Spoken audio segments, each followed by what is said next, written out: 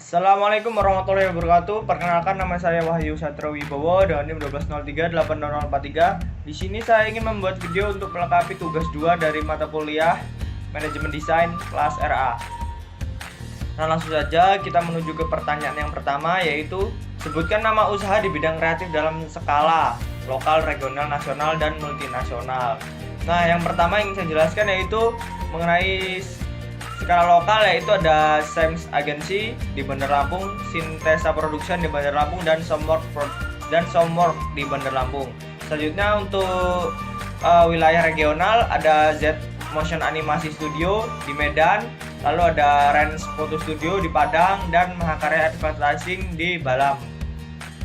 Yang nomor 3 yaitu ada skala nasional. Skala nasional itu meliputi Inspire Studio di Jakarta, Virtual Spirit di Bandung, Flow Creative Network di Jakarta, Star Vision Plus Jakarta, Wara Studio Animasi di Jogja, Infinite Framework Studio Animasi di Batam, Best Studio di Jakarta, Wara Studio di Jakarta, lalu ada Ogilvy di Jakarta, dan ada Aitindo di Jakarta. Selanjutnya di skala multinasional. Multinasional sendiri ada yang pertama ada Web TV Asia. Web TV Asia itu pusatnya ada di Malaysia. Selanjutnya ada Walt Disney Studio di USA, ada Marvel Studio di USA, Paramount Picture Studio, Universal Picture, Warner Bros Picture, Lionsgate, DreamWorks Picture, Sony Picture, dan Lucasfilm. Yang kedua yaitu penjelasan aspek manajemen pada beberapa bidang seperti studio, agensi iklan, dan lain-lain. Yang pertama itu saya ingin menjelaskan mengenai Web TV Asia. Web TV Asia ini sendiri memiliki website yaitu webtvasia.com yang memiliki kantor di Kuchai Entrepreneur Park di Kuala Lumpur, Malaysia. Selanjutnya untuk struktur organisasi ada di samping. Yang pertama ada CEO, lalu komisaris, kreatif direktur, ada account eksekutif, ada art director, manager, copywriter, lalu ada desainer grafik, dan ada ilustrator.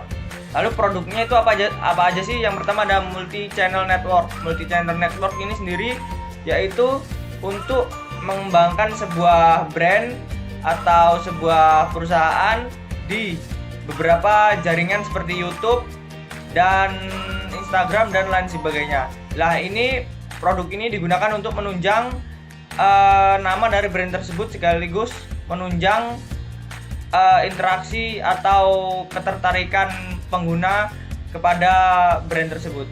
Selanjutnya yaitu ada brand solution. Brand solution itu yaitu memberikan solusi kepada brand atau pelanggan dari Web TV Asia ini sendiri untuk membantu mengembangkan nama brandnya dengan cara seperti pembuatan logo dan penargetan pasar dan beberapa hal lainnya.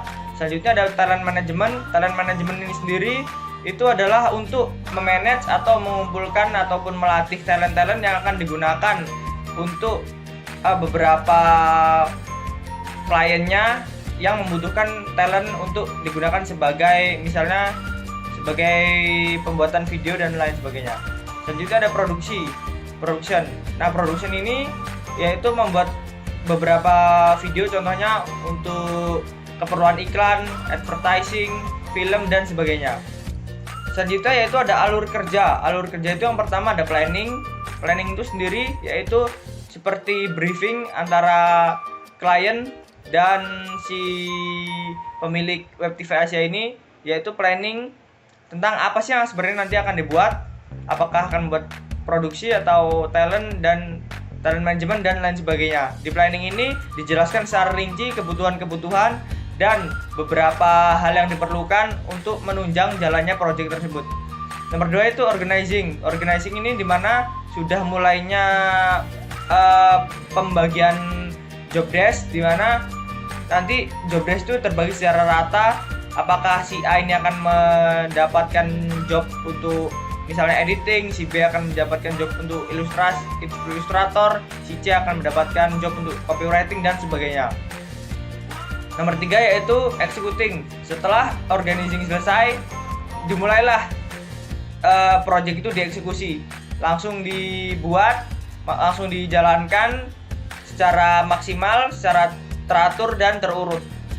Nah, yang nomor 4 itu ada sending, yaitu mengirimkan hasilnya kepada klien. Di tahap ini ada kemungkinan besar klien belum langsung menerima hasilnya. Maka dari itu klien akan memberikan feedback berupa masukan-masukan yang akan digunakan untuk merevisi hasil dari tersebut.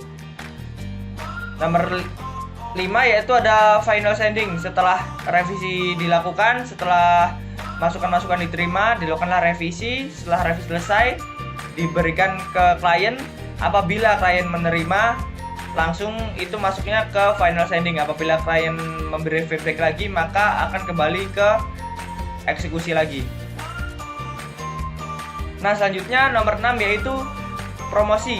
Promosi sendiri Web TV Asia biasanya menggunakan pastinya sosial media seperti Instagram, YouTube, dan Facebook. Dan selain menggunakan sosial media, Web TV Asia juga menawarkan secara langsung biasanya melalui email kepada target pasarnya. Dengan menggunakan email tersebut, Web TV Asia dapat langsung menjangkau customernya secara baik dan lebih inti lagi. Nah, selanjutnya saya ingin membahas tentang studio VR, yaitu Atlas VR Studio. Nah, di Atlas ini memiliki website yaitu atlasvirtual.id, di mana strukturnya itu ada CEO, komisaris, kreatif direktor, ada open manager, art director, manager atau HRD, dan di bawahnya itu ada staff-staffnya. Beberapa di antaranya yaitu staff seperti developer, desainer. Nah, produk apa sih yang Atlas Virtual ini tawarkan? Atlas VR Studio tawarkan. Yang pertama ada Atlas Virtual Tour, di mana Atlas ini memberikan pelayanan berupa pembuatan sebuah tour secara virtual menggunakan virtual reality, di mana hal itu dapat membantu mengenalkan perusahaan tersebut kepada klien hanya dengan menggunakan VR Studio. Nah, itu adalah salah satu kegunaan dari produk Atlas Virtual Tour ini.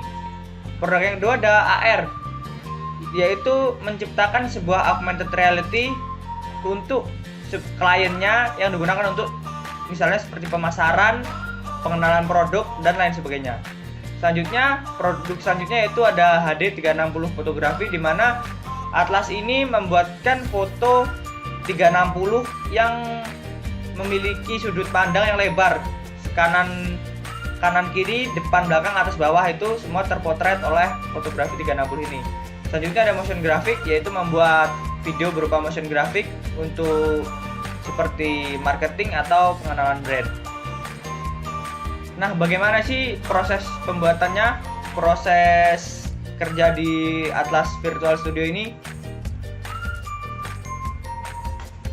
Yang pertama yaitu planning atau briefing, di mana antara Atlas Studio dan klien melakukan diskusi antara apa yang akan dilakukan dan apa saja yang dibutuhkan, sehingga semua informasi yang diperlukan nanti dapat didapatkan oleh Atlas Studio yang digunakan untuk membantu proses pembuatan proyek tersebut. Selanjutnya yaitu organizing, di mana Atlas Studio membagi tim-timnya menjadi tim-tim yang secara detail memiliki job desk tertentu yang nantinya akan membantu berjalannya proyek ini dengan teratur. Selanjutnya executing, di mana proyek sudah mulai dijalankan, pembuatan proyek sudah mulai dibuat, developer sudah mulai bekerja, desainer sudah mulai membuat rancangannya. Selanjutnya yaitu sending. Sending ini yaitu mengirimkan hasil proyek tadi kepada klien, di mana nanti hasil yang telah dijadikan opsi selanjutnya yaitu sending, di mana Atlas Studio mengirimkan hasil dari proyek tadi kepada klien.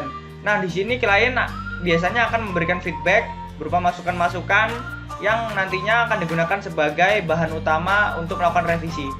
Nah, setelah tahap sending akan adanya tahap revisi. Revisi ini untuk membenarkan beberapa hal yang dirasa kurang serap oleh klien. Selanjutnya yaitu final sending, di mana apabila tidak adanya revisi lagi, maka final projectnya akan dikirim langsung kepada klien. Nah, selanjutnya media promosi. Atlas Studio ini sendiri memiliki media promosi berupa sosial media dan website, di website sendiri, dan ada juga promosi secara offline.